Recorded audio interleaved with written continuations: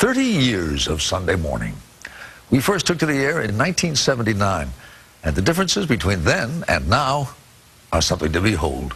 Our cover story is reported now by Rita Braver.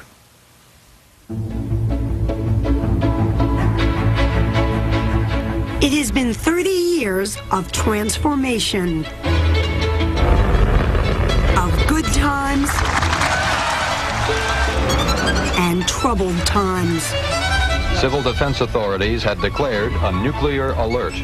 3 decades of change in our culture, our communications, our politics.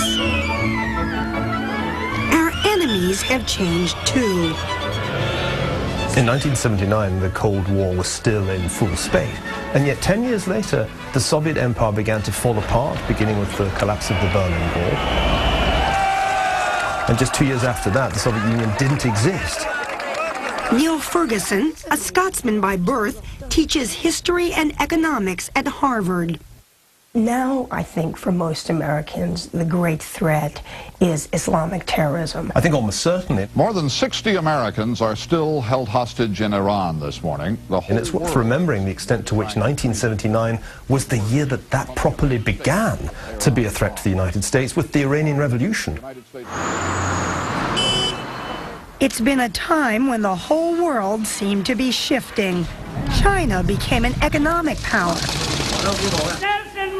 I accordingly declare Mr. Nelson South Africa ended apartheid. President of the Republic of South Africa. And the social order changed in this country too.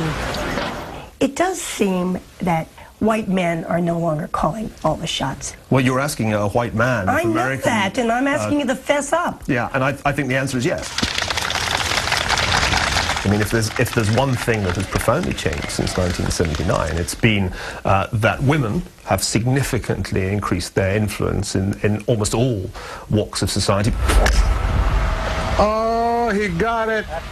And the status of African Americans and other racial and ethnic minorities has greatly improved. And of course, the election of Barack Obama symbolizes what a transformation there's been.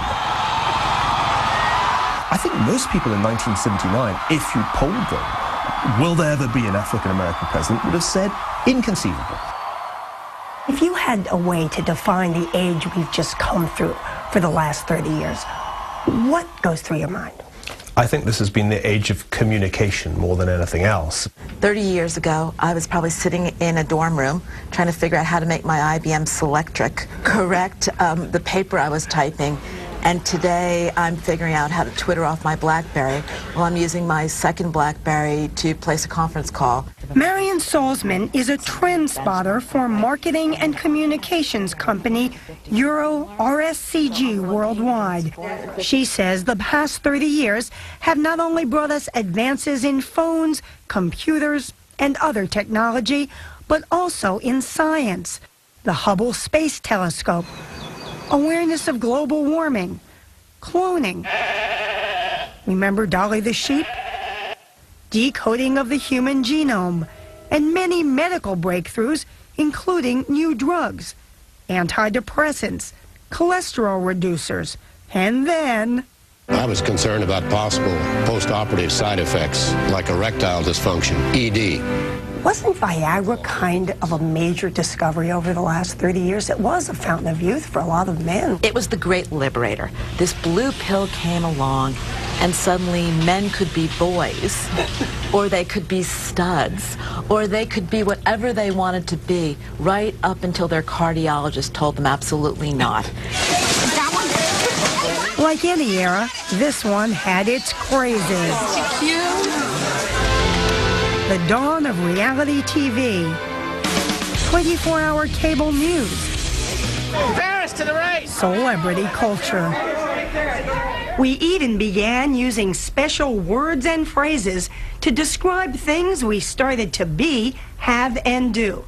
Multitasking, 24/7, Googling, texting, ringtones, drama queens, metrosexuals, shopaholics, big box, bling. In fact, it's been an era of, air quote, ginormous dreams. Marketeers realized that the big profit was in constantly trading up. The first car you bought was about getting the next car. The first credit card you got was about trading up to the next level of credit card membership. We also supersized our portions and ourselves. In the late 70s, 15% of us were obese. Now it's 35%. We grew taller, too. Both women and men grew about an inch these last 30 years. Women now average 5 feet 4 inches, men 5'9½". And families changed. We have children later. There are more single moms. Our lives got busier, but there seems to be kind of a sense that there's more communication, but it doesn't necessarily mean that it's more meaningful. I do think that we have a lot more contacts today, a lot more people that we're loosely in communication with. And I don't think the extended family has that same reach when you're connecting with them via Gmail, as maybe they did when you were connecting with them every Sunday at your grandmother's house over a big kettle of soup. But before you get too nostalgic, in 1979, the year Sunday Morning went on the air, we were in the middle of an economic nightmare. Inflation and mortgage rates reached 13%. You had not just a recession, but remember you had stagflation, double-digit inflation, high unemployment. The erosion of our confidence in the future is threatening to destroy the social and the political fabric of America. And there was a sense, I think, at the time of profound national malaise. And I think it was very widely felt to be a terrible time in the United States. We came out of it, and there have certainly been boom times since then. But there's no doubt that in the last third of this 30-year period, America has faced increasing challenges.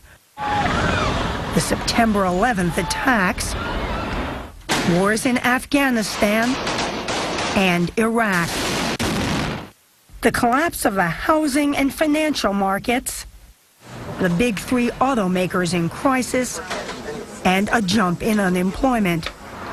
Marian Salzman says Americans of today will have to get used to a new way of living. Some comforts, but they're not going to be material comforts. They're going to be comforts of the soul. People looking to find satisfactions that they can get from quality relationships and accomplishing something good. And Neil Ferguson reminds us that some important things have not changed. Hey, isn't it great to live in America? American optimism and creativity. And my bet is that even in the midst of this financial crisis, Americans will invent extraordinary new companies with extraordinary new technologies that will transform the world over the next 30 years. Tragedies and triumphs behind us and to come.